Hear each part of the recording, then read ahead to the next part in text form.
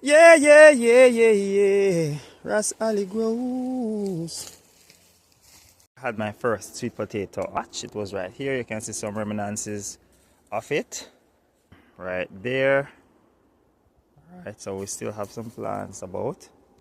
All right, and see a little bit right there. So it was all of this area here.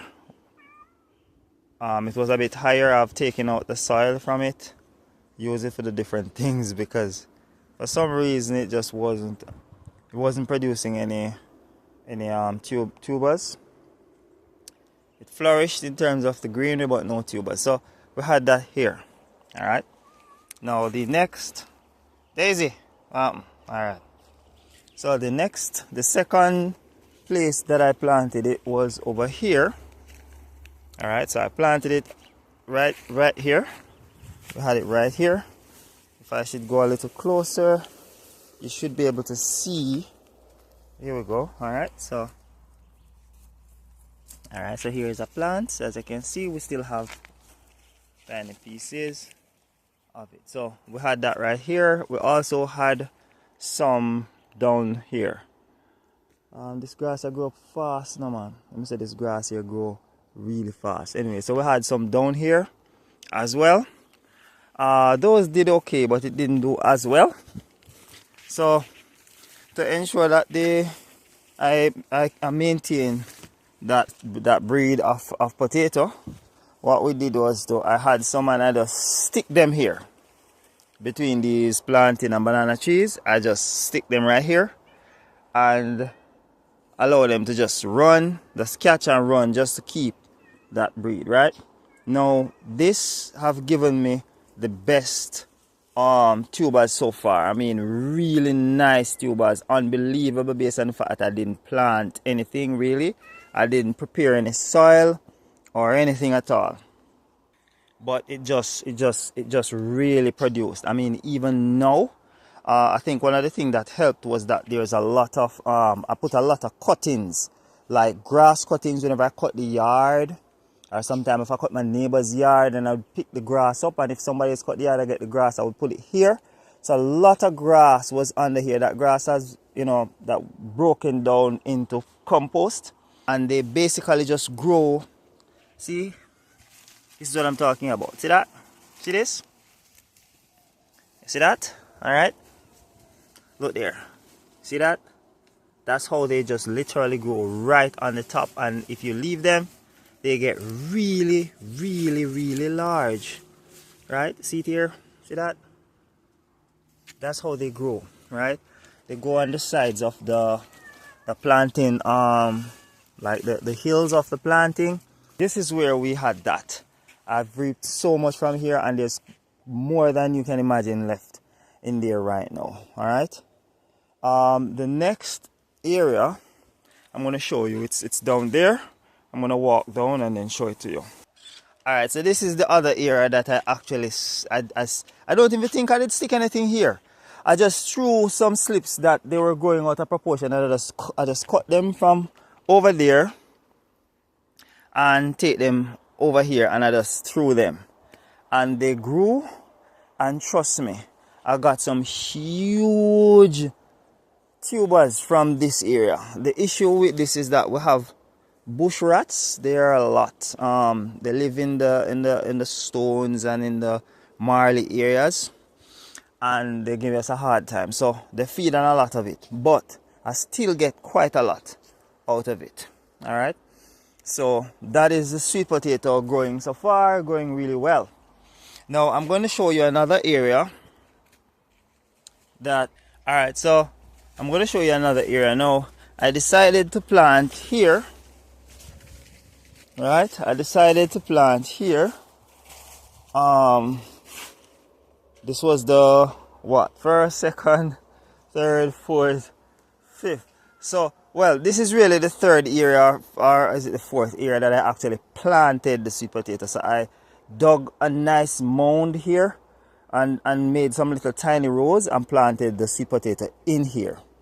All right, so this was planted about in, well, I say sometime in March.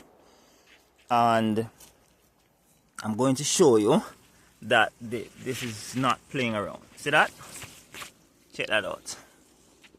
Alright, so that's sweet potato. It's a beautiful sweet potato here. And based on the movement, I think that's a nice, probably about a half pound or so. Alright, it's probably about it's a nice one.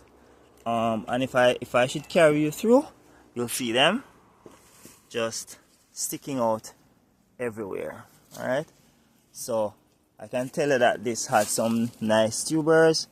I don't think they've reached their maximum size, but nice tubers here. Here's another one. And these are the ones that just basically sticks right out of the ground. See that?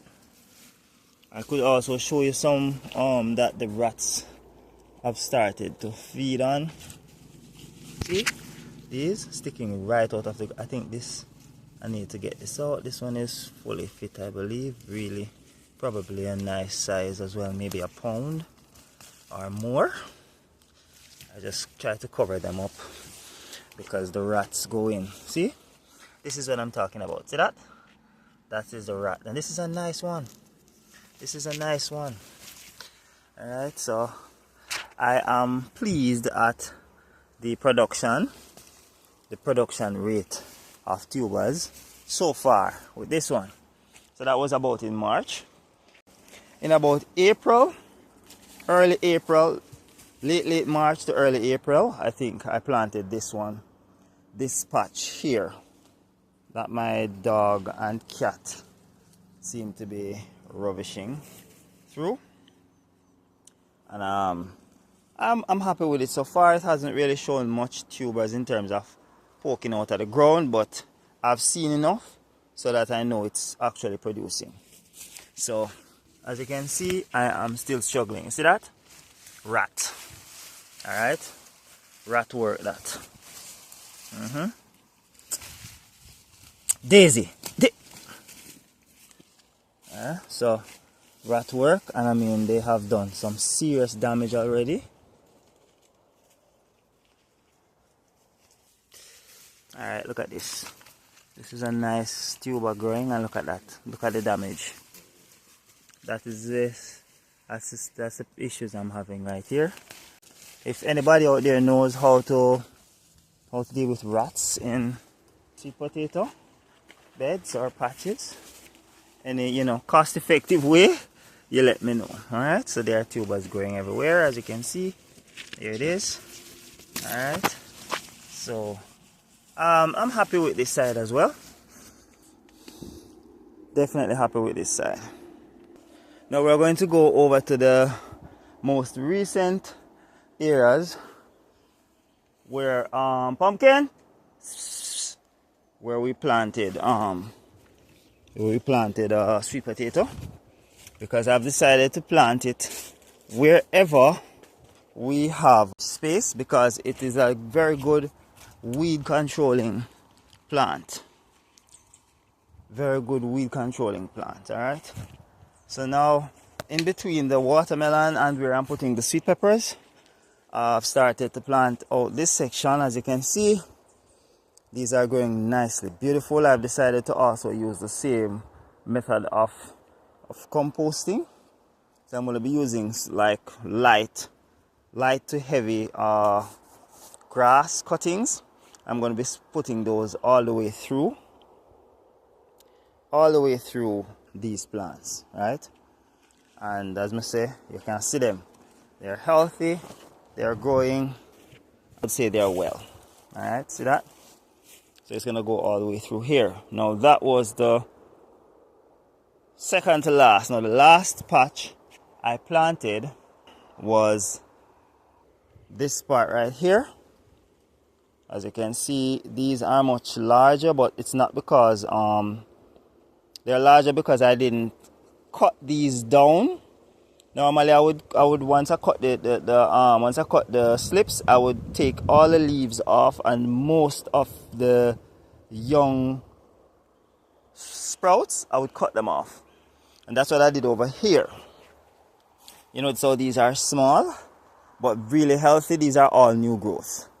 These over here are old growing into new. Alright, these are old going into new. If you take a good look, you realize that these are old leaves.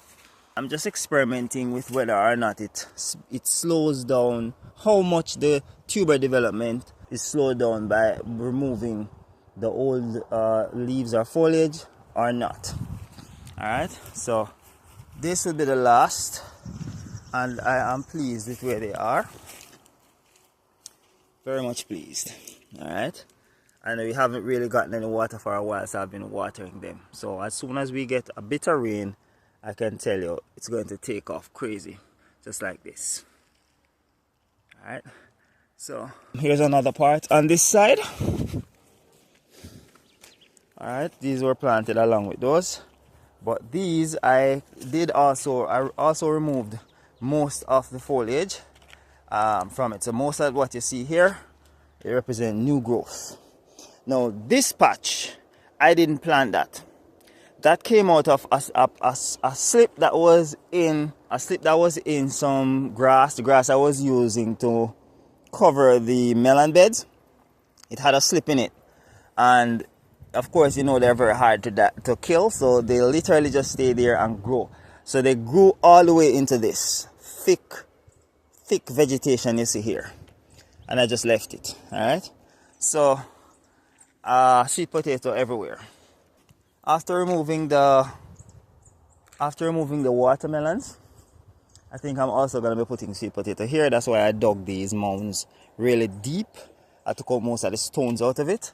So I'm just going to till the soil, just turn it over, and then I'm going to be planting sweet potatoes right through.